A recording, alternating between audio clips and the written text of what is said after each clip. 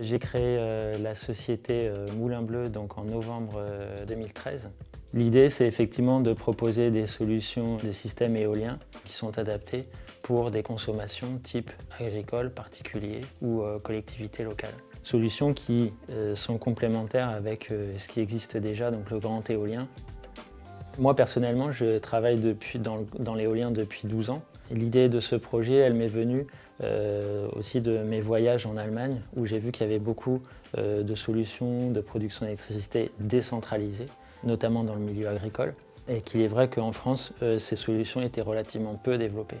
La conception a démarré en fin 2010 jusqu'à aujourd'hui où la phase de conception est terminée et où je suis en phase de montage du prototype.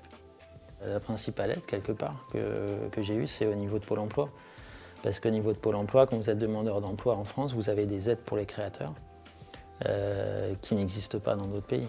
J'ai fait des demandes d'aide au niveau financier aussi, donc auprès de la région avec le dossier Cap Création Artisanat.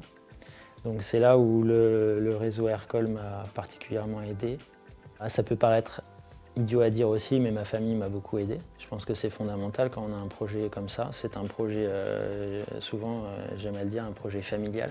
C'est-à-dire que si la famille ne suit pas, c'est un projet qu'on ne peut pas mener à bien.